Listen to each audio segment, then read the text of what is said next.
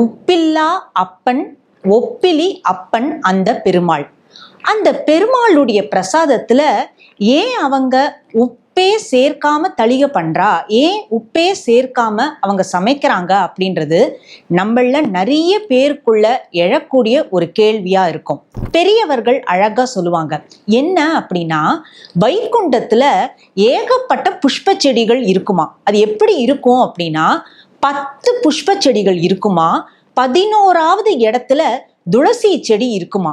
எங்கெல்லாம் துளசி இருக்கோ, இந்த துளசி செடியானவள் அந்த மகாலட்சுமி இருக்காளோ, அந்த இடத்துலலாம் ஆனந்தம் என்பது தானாகவே அவள் பரப்பிக்கொண்டே இருப்பாளாம்.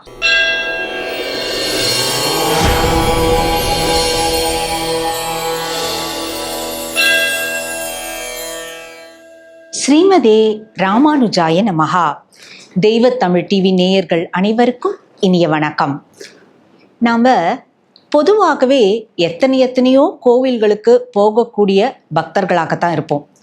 சில குறிப்பிட்ட கோயில்களுக்கு போகும் பொழுது அந்த கோயில்ல இருக்கக்கூடிய பிரசாதங்கள் நிறைய சமயம் நம்மள வியக்க வைக்கக்கூடிய பிரசாதங்களா இருக்கும் இல்லையா?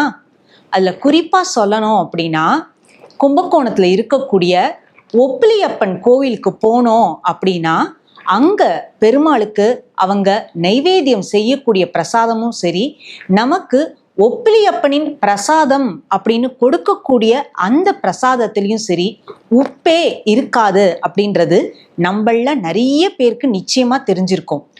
உப்பில்லா அப்பன் ஒப்பிலி அப்பன் அந்த பெருமாள்.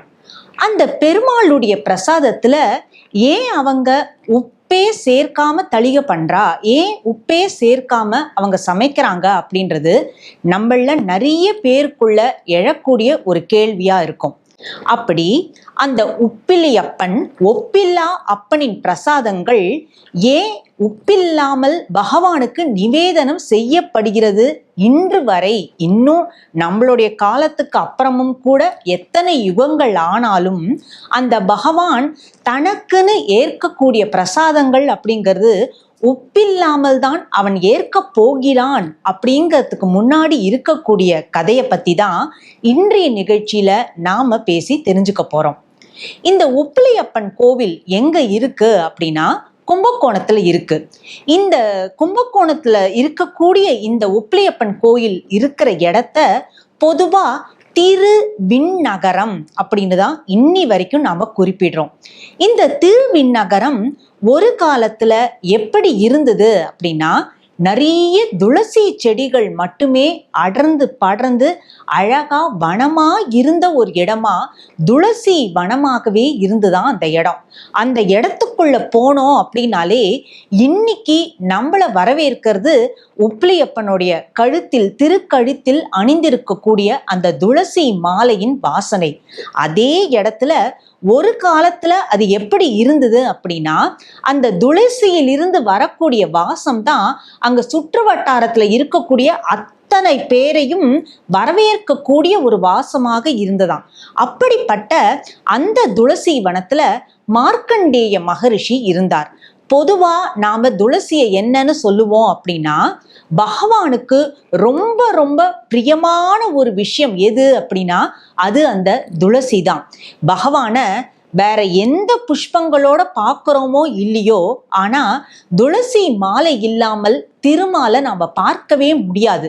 அவர் ஏற்றுக்கொள்ளக்கூடிய ஒவ்வொரு பண்டத்திலும் அந்த துளசி இலையை சேர்த்தே அவருக்கு சமர்ப்பிப்பார்கள். அதை நாம பார்த்துட்டு தான் இருக்கோம். அப்படி பகவானுக்கு ரொம்ப உகந்த ஒரு உயர்வான விஷயமாக இருக்கக்கூடியது அந்த துளசி. பெரியவர்கள் அழகா சொல்லுவாங்க. என்ன அப்படின்னா, வைகுண்டத்துல ஏகப்பட்ட புஷ்ப செடிகள் இருக்குமா. அது எப்படி இருக்கும் அப்படின்னா, 10 புஷ்ப செடிகள் இருக்குமா, 11வது இடத்துல துளசி செடி இருக்குமா. பெருமாள் தினமும் என்ன பண்ணுவார் அப்படின்னா, மகாலட்சுமி தாயாரின் கரத்தை பிடித்து கொண்டு அந்த பூந்தோட்டத்தில் நடந்து போவாராம். அந்த 10 பூச்செடிகள் தாண்டி 11வதாக இருக்கக்கூடிய துளசி செடி பக்கத்துல வந்து நிற்பாராம். நின்றுட்டு ஒவ்வொரு நாளுமே தாயாரிடம் துளசியின் மகாத்மியத்தை சொல்லுவாராம் பெருமாள். 11வது செடியாக துளசி செடி இருக்கும், மறுபடியும் அடுத்து ஒரு 10 புஷ்ப செடிகள் இருக்கும், 11ஆவதா மீண்டும் ஒரு துளசி செடி இருக்கும். இப்படித்தான் வைகுண்டத்துல புஷ்ப செடிகளும் துளசி செடிகளுமாக இருக்குமா. இந்த பெருமாள் உள்ள நுழையும் பொழுதே நேர துளசி செடி கிட்டதான் போவாராம். போனதுமே துளசி செடியிடம் இருந்து கொண்டு அந்த துளசியின் மகாத்மியத்தை சொல்லுவாராம். இந்த புஷ்ப செடிகள்லாம் என்ன நினைச்சுக்கோமா, ஆஹா நாம என்ன பாக்கியம் பண்ணோமோ இந்த துளசி செடிக்கு நாம மனதார தினமும் நன்றி சொல்லணும். ஏன் அப்படின்னா நம்முடைய வரிசையில் இந்த துளசி என்பவள் இங்க இருக்கிறதுனால தானே பெருமாள் தாயாரோடு தினமும் நம்ம பார்க்கறதுக்கு நம்மளுடைய தோட்டத்திற்கு வருகிறார். அது மட்டும் அல்லாமல் பெருமாளை நாம தரிசிக்க கூடிய அந்த அருமையான வாய்ப்பை இந்த துளசி அல்லவோ நமக்காக ஏற்படுத்தி கொடுத்தாள். பகவானை நாம கண்ணால பார்க்கிறோம், பகவானுடைய திருமொழிய காதால கேட்கிறோம். இதெல்லாம் நாம அடைவதற்கு யார் காரணமாக இருக்கிறாள் அப்படின்னா துளசி தான் காரணமா இருக்கா. அந்த துளசி இருக்கக்கூடிய வரிசையில் நாமும் இருக்கக்கூடிய பெரும் பாக்கியத்தை நமக்கு அந்த பகவான் அருளினாரே அப்படின்னு அந்த புஷ்ப செடிகள்லாம் தினமும் சந்தோஷமா பேசிக்குமா.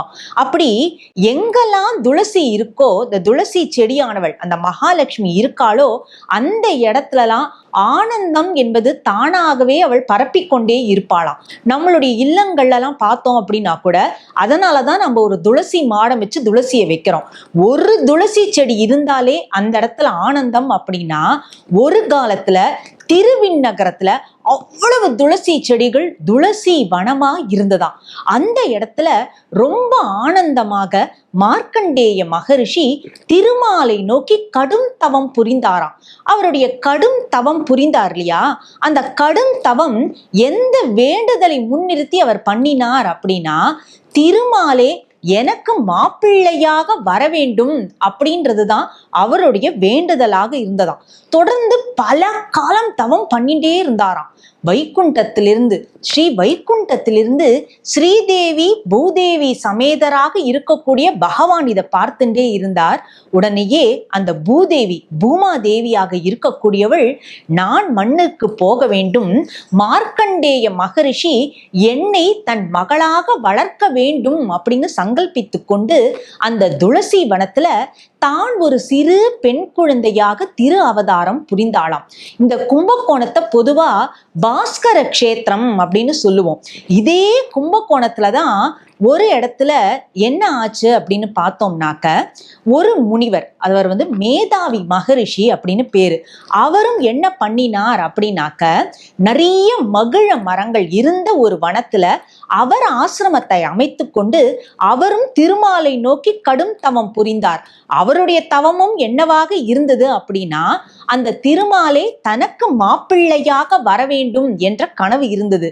அதனாலேயே அப்போ திருமகளாக இருக்கக்கூடியவள் என்ன பண்ணா அப்படின்னா மகிழ மரத்தின் கீழ் ஒரு சிறு குழந்தையாக திரு அவதாரம் புரிந்தாள். மகிழ மரம் அப்படின்னா சமஸ்கிருதத்துல வஞ்சுளம் அப்படின்னு சொல்லுவோம். அந்த இடத்துல அவதாரம் பண்ணினதுனாலேயே அந்த தாயாருக்கு வஞ்சுளவல்லி தாயார் அப்படின்ற திருநாமம் ஏற்பட்டது. அந்த வஞ்சுளவல்லி தாயார் குடியிருப்பதும் நமக்காக சேவை செய்து கொண்டிருப்பதும் சேவைகளை தந்தருளி கொண்டு இருப்பதும் இதே கும்பகோண கஷேத்திரத்தில் தான். அப்படிப்பட்ட அந்த கும்பகோண கஷேத்திரத்தில் தான் இந்த விண்ணகரத்துல பூமாதேவி ஆனவள் மார்க்கண்டேய மகரிஷியின் மகளாக அழகான அந்த துளசி வனத்தில் திரு அவதாரம் புரிந்தாள். மேலும் அவள் எப்படி வளர்ந்தாள், அவள் எப்படி திருமாலை மனம் புரிந்து கொண்டாள் என்பதை அடுத்தடுத்து வரக்கூடிய பகுதியில் நாம பேசி தெரிஞ்சுப்போம். அதுவரை நன்றி, வணக்கம். ஸ்ரீமதே ராமானுஜாய நமஹா.